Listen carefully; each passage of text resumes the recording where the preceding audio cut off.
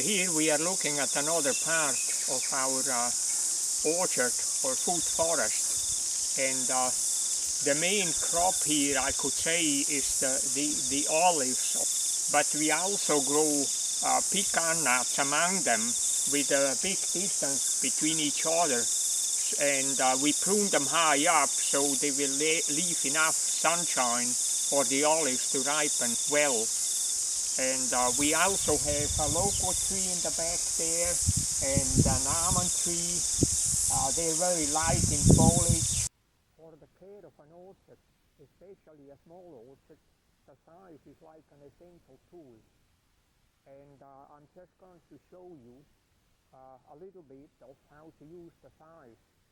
And one of the main thing is to keep it really sharp, because then sizing is not a big effort.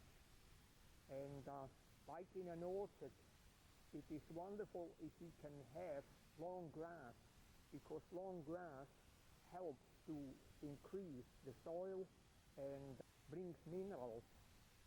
And if you size it, say, 2 times or 3 times a year, that will also slowly allow herbs to grow in it.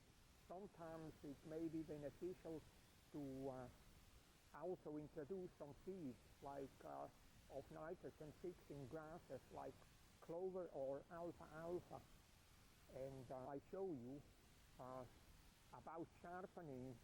From time to time you need to hammer the size on an anvil to flatten the steel on the blade.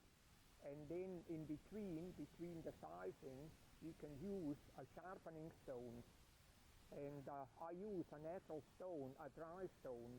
There is also, some people prefer to use a wet stone, but I think this is personal preference. And so to sharpen the size with a stone, you stroke it from below and from above.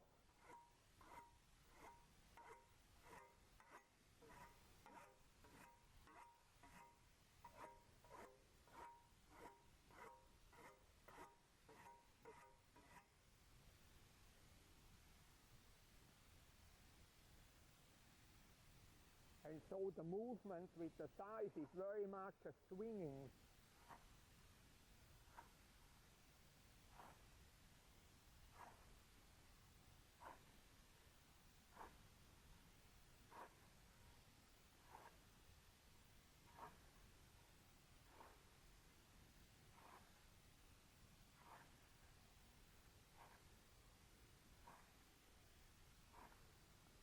Also make sure that you're not sizing like into the tree, because the size is sharp enough, especially with a young tree, to actually cut the tree off.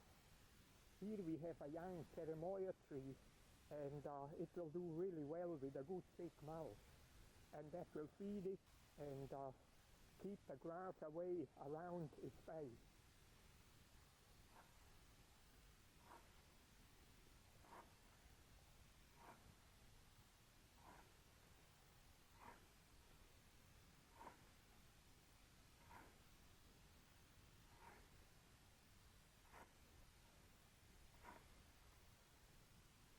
So when you size, take each time a little bit in that way so it slices it off.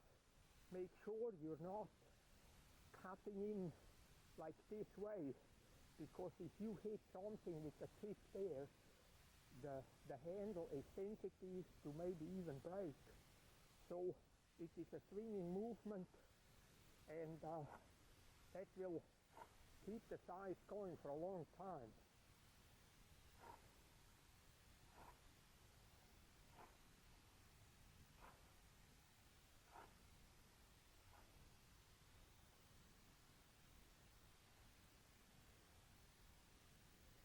So here this tree has a wonderful mulch now, and that will also keep it moist in dry time. And that's also why I think it's excellent to have long grass in the orchard, especially in times where you get very dry seasons, because it keeps more moisture in the land and every night it can accumulate much more dew than short grass. Tall grass also has long roots, which means it doesn't dry up so much in the soil. It's still able to grow when it's relatively dry. So I just do a little bit more sizing up here to add some mulch to the Jeremiah tree.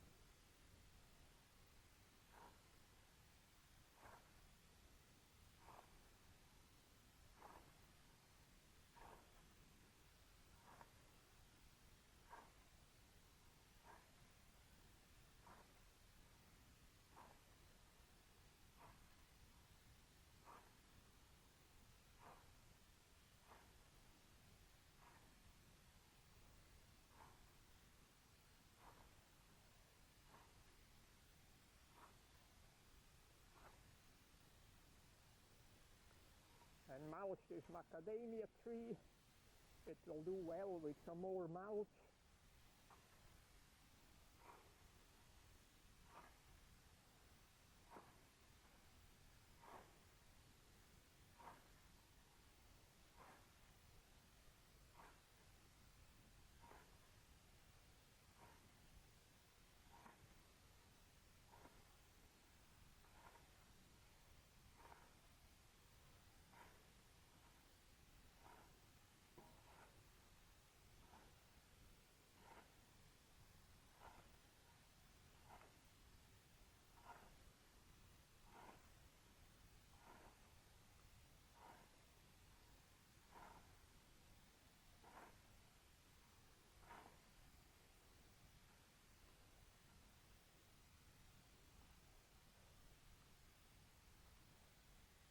So that's my sizing from me now. So yeah, here in the orchard we have one of the older tree stumps that has rotted already, and it becomes like a sponge, and that's the sponge that I was talking with you. And slowly the stump becomes the most beautiful soil, beautiful black soil, and add to the organic matter in the soil. And what we also going to see, more and more herbs start to grow in the orchard, and we get a lot of chickweed all over the place, which is a wonderful herbs to make pesto in winter and use in salads as well. Another herb that establishes really well in the orchard, in the mulch of trees, is miner's lettuce. And throughout winter, anytime if we need some, go into the orchard and collect some. Here we are in another part of our food forest, and we can see here a bamboo forest, and we harvested a wonderful crop of bamboo, and here started to prepare to make some bamboo charcoal in a traditional Japanese charcoal oven, to make a very high quality charcoal that is a wonderful amendment in the soil to increase the microorganisms in the soil. The bamboo is an edible bamboo. The bamboo shoots is a wonderful vegetable in the springtime. So here we are looking at another part of our orchard or food forest. And initially this slope we planted all in nitrogen fixing trees like Tagasasti or Italian alders, which can also handle the dry in dry summers here. And later on we also planted cassia as another nitrogen fixing plant to increase the nitrogen level in the soil. And here we have avocado, macadamia nuts, and some citrus fruits, some tamarillos in the shelter of other trees, and they can just handle the light frosts we get through the winter. Out of that reason, we kept the ground relatively free from being covered, so the sun can actually warm the soil even in winter time. and we make sure we have enough airflow, and it keeps the frost away from trees susceptible to frosts like avocado and tamarillos. And then we always keep avocados well mulched. That helps with the keeping away of Phytophthora, a disease that avocado is susceptible to. And we experiment also now with kumara, sweet potato, as a ground cover plant, and we have used comfrey for a long time in the surrounding of the trees to assist the increasing of minerals in the soil. Making compost could be a very important process to get your land fertile and regenerate the land, and can be a lot of fun if you have a good team with you building it.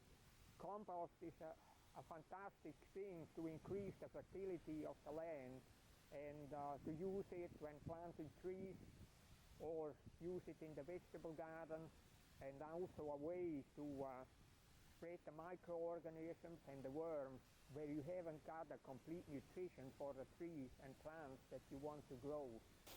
If you live in a subtropical or temperate maritime climate, you like to grow sapote, cherimoya or bananas. And sapote and cherimoya, they both grow really well just from seed. You would look out for a good parent plant and take the seed from a very well developed fruit. Now our cherimoya has some flowers, but the first fruit are also just developing. And what I like with all these plants, they all like plenty of water, so plenty of rain, and I find taro an ideal cover crop and companion plants, particularly to bananas. So for the management of bananas, like young suckers can always be dug out on the side of the plants and transplanted to start a new plant.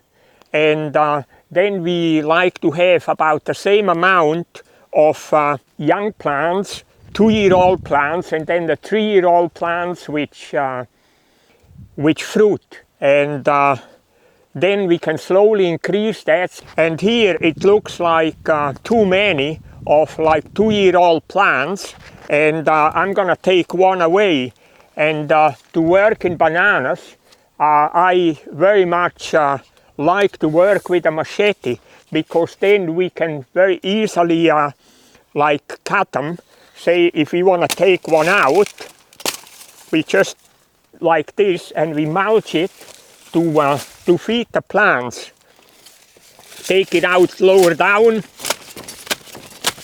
and see that we do not cut the young plants off.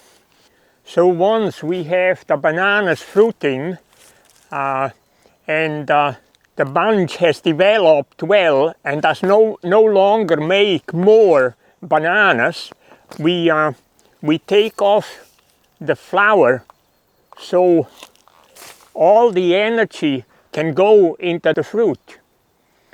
And the better the soil is, the more fertile the soil is the more bananas we get on one bunch. And here with 50-60 bananas, that's a good bunch in our climate. And once we see that the first fruits start to ripen, or when we see that's when the rats or the birds start to like them, we either need to protect them, or we can also cut them off to ripen indoors, so they are protected from creatures. And once we have harvested the bunch of bananas, we cut the banana plant down and mulch it to the young ones as food to feed the next generation, which will be again next year.